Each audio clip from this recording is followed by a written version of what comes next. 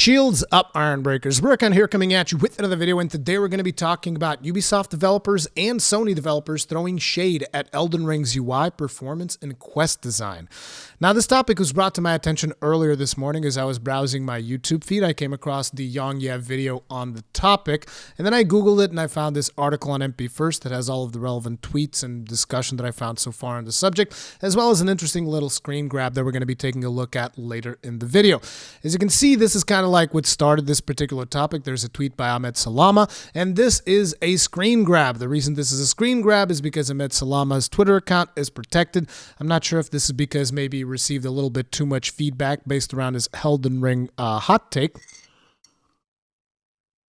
But before we actually dive deep into this topic, I would just like to bring up the fact that, you know, it's interesting that so many people bring this to Elden Ring, and usually to most From Software games that come out, because you have other studios that are working on challenging titles. You have other studios that are working on less guided, adventures and experiences for gamers. But nobody talks about those because they're not nearly as popular as whenever From Software puts out a big game. There's always the big discourse around difficulty and how handholdy should the game be and how the game is this, that, and the other, which essentially leads a lot of people to hold the games that From Software do to a much higher standard than they hold pretty much any other game, which, you know, it is ridiculous, but it is to be expected due to the sheer popularity of these games.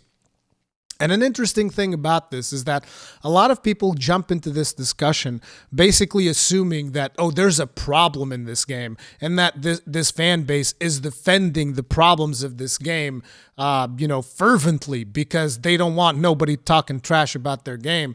When in reality, if you were invested in anything that is around the discourse of Souls games and From Software games, you would realize that its user base is actually quite critical whenever, From Software does something that they don't like.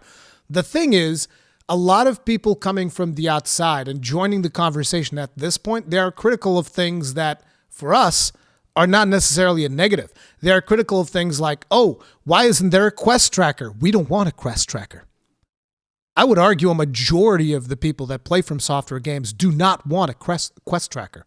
As a matter of fact, that is one of the reasons why we enjoy this experience as much, because it is not as the rest of the AAA industry that they just look at games like theme parks. And I'm not saying there's anything wrong with that. Like, there's a time and a place. The thing is, one of the big appeals of these games is the mystery behind it, is the fact that it takes a little bit more effort for you to figure out, oh, how can I make sure that this NPC survives? How can I make sure that I engage with this NPC at the right times? There's a mystery around it. Where can I find this special weapon? There's a mystery there. Should I be exploring in this location, or maybe should I go back? There's an amazing sense of discovery in playing a game where there's not someone just like basically holding your hand and like, here we go, we're going to go to the level 1 area, and then from there, you're going to meet the king of this thing, and then he's going to give you a quest, and here's the tracker for that quest, and here's all these things. Like, you need to understand, the reason why a lot of us gravitate towards this franchise is because of the fact that it doesn't do that. So to us, this isn't a problem, this is a feature. So it's not like we're fervently defending the game based on like a shortcoming of some kind. No, we actually like it like that. Like, there are shortcomings with Elden Ring. Like, I've criticized the performance of it. And as a matter of fact, I'm going to be doing a video probably soon about all the things that I don't like about Elden Ring, because there's actually quite a few. I haven't talked about all of them because I'm still forming my opinion, still playing through the game. But there's actually quite a few things that I would like to argue in regards to that. And I think that would be an interesting video. But anyways, regardless of that, let's actually look at the topic here. The fact that Elden Ring scored a 97 on Metacritic is proof that reviewers don't give a flaming poop about gaming UX. My life is a lie. Now, I'm not a game developer, but gaming UX, I believe, refers to more than just the UI, as is mentioned in this particular article. UX, I believe, refers to user experience. So it can be the UI. It can also be like difficulty options and just like other things that users have to deal with in the game. Hell, it could be down to the fact that the quests are cryptic. So, but I find it interesting that this particular criticism is coming from someone that works at Ubisoft, because this first person works at Ubisoft. And it's like, if you think back to Ubisoft games, they are the ones who standardized, what an open world game should be. But they standardize it to such a formulaic way that essentially most open world games nowadays are just like a different variation of Assassin's Creed. Jump up on a tower, synchronize with the map, and then after you synchronize with the map, it's going to reveal a bunch of activities that you can go do.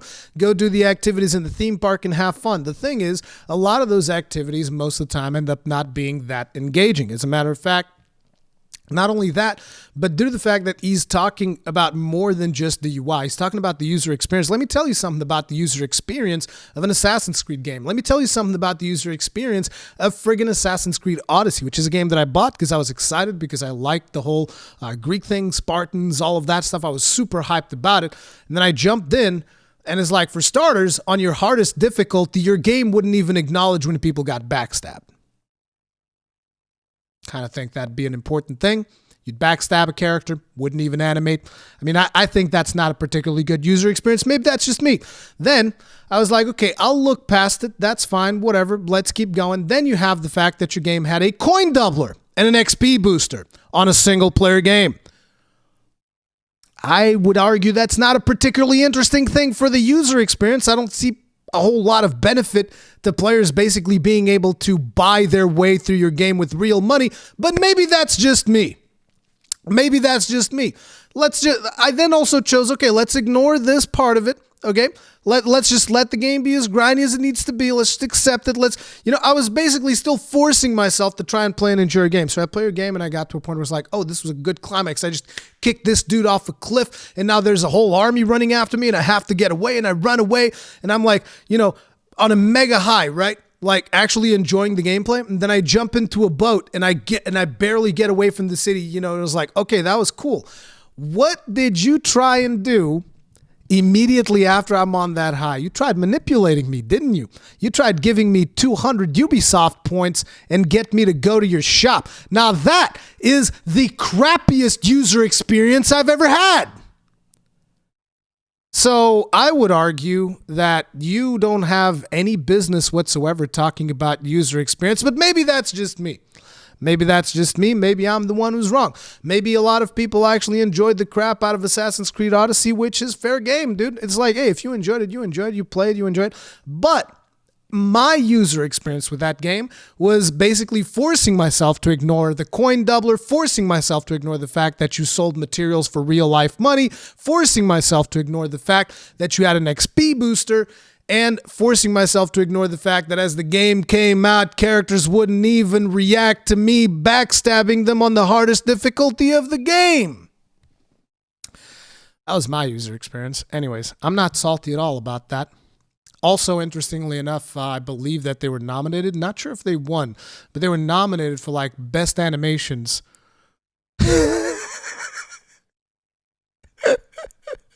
That was funny. Anyway, then we have Rebecca Fernandez-Oshie, who contributes by saying, nor PC graphics, stability, and performance, apparently, which is particularly interesting because Rebecca is part of the studio that worked on Marvel's Avengers, and I'm not sure if she was around when Marvel's Avengers was in development. I don't know, but basically the studio that she works on did work on Marvel's Avengers, which if we actually look at that was a Google search that I did here. Yeah. Does Marvel Avengers run well on PC? At the time of writing, which was September 6th, I don't know when the release of the game was, but at the time of writing, Marvel's Avengers launch is a weird one. PC version is having serious performance issues, even on high-end GPUs. Okay. Nor PC graphics, stability, or performance. See, I remember that Avengers had problems on PC, but, I just Googled it just in case. But anyways, so that's that. And then we have Horizon Forbidden Blake, who says, nor quest design really. So this is obviously someone from Forbidden West, Horizon, which is a game that I really, really liked. And I appreciate the fact that it's got, fantastic quest trackers on Forbidden West. As a matter of fact, one of the things that I commended the game on was the fact that when you had to upgrade a weapon, you could actually set an objective and it would tell you exactly where you had to go. But this is one of those cases of different strokes for different folks. Like, what I look for in an Horizon Forbidden West game is very different from what I'm looking for on an Elden Ring game.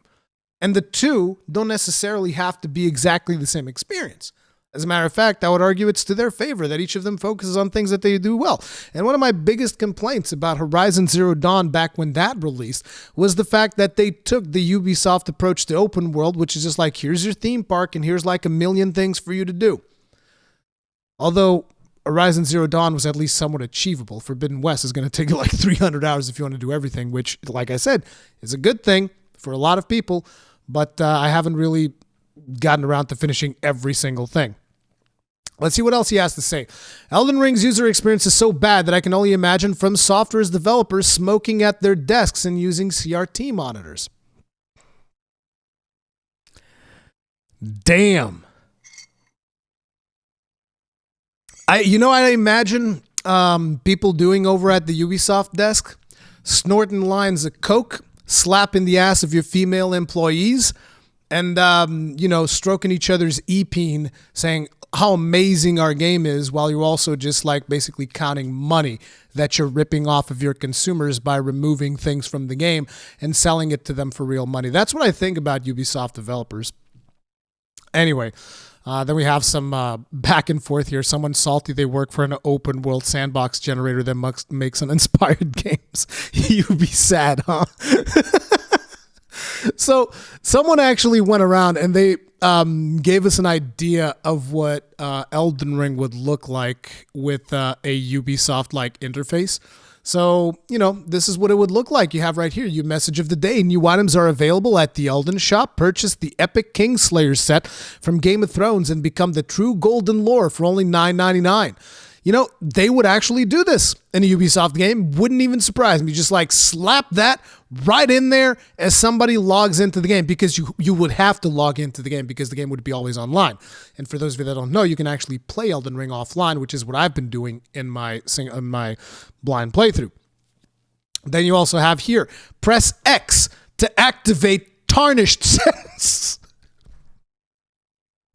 You have a radar with enemies that informs you where all of the enemies are. You have quest markers for literally everything to make sure that you don't miss out on anything. You have a minimap with all kinds of different quest markers. You have a main quest indicator that says you got to go talk with Melina. You have a boss fight to go defeat Odir. You have eagles collected. Talk to Kale to redeem your reward. Press back button to open your journal, which on PlayStation, this would be the touchpad. Level up. Tarnished. Maybe I should investigate that cave. You know that I initially tried recording Forbidden West. I was thinking about potentially doing like a playthrough. Then I realized I probably wasn't going to have time. And one of the things that happened a lot was I would be trying to do commentary and I would be getting interrupted by Aloy all the time, with Aloy saying, "Oh, I'll just dry off." If I went into water, she'd be like, "Oh, at least I'm nice and fresh now." I would get out of water and like, I don't know, I'd pick something up and she's like, "Well, my bag is full. I'll just send this to my stash." Like, that was one of the things that I've heard the most. My bag is full. I can pick this from my stash later. And it's like, I don't think that this is a knock on the game. I think that this is something that is not particularly conducive for someone who's trying to do commentary on the game. The main character just constantly sounding off, and I think that's what they're trying to go for here. Tarnish, maybe I should investigate that cave, which, it is very reminiscent of what Aloy would do. But, this is a goddamn nightmare. This is not the game that I want Elden Ring to be. As a matter of fact, I love the fact that if you basically like don't touch a single button for like 2 or 3 seconds in Elden Ring, in the default setting, all of this disappears. The only thing that doesn't disappear is the radar. That's it. And the radar does not have like enemies detected or whatever. That's the only thing that doesn't disappear. Everything else just like disappears, and the game just lets you actually see the game. Oh my God, what a revolutionary concept. It's like, it's very frustrating that this is, that this is what people want to talk about, because not to mention that I think it looks bad for the developer to say this. This would be the equivalent of like, say for instance, like, Imagine I would put out a video saying, I can't believe that Super Rad and Ratatosker have as many views as they do on the videos that they make. God damn it. You know, it's the same energy. It's the same energy. I would never do that because I want them to have even more views because I think they have really good production quality on their videos. I myself am a little bit lazier, I'll be honest. It is what it is, right? It is what it is. But it's like to be disparaging of, you know, other people that are in the same industry as you just because they're finding success. It's petty on a ridiculous level. Not to mention that you don't really have, you know, you have a glass ceiling to begin with. Like these people right here that are criticizing all these things, most of them have a glass ceiling when it comes to this stuff, to be honest. It's like with the exception of potentially Horizon Forbidden Blake here, because Forbidden West is just like really, really good game. Really, really like it, and it doesn't compromise on a lot of things. But at the same time, different experience. Why are you criticizing the quest design of Elden Ring when I would argue that someone who criticizes the quest design of Elden Ring like this, like on just an offhand remark, doesn't even understand the Elden Ring quest design to begin with. But that's just me. Anyways, let me know what you guys think about this in the comment section. I'm going to be continuing to upload the blind playthrough. As a matter of fact, I just want to go play the game. I didn't get to play the game this weekend because kids and some family stuff. But yeah, I'll see you guys in the next one. Stay strong, stay safe. Peace out.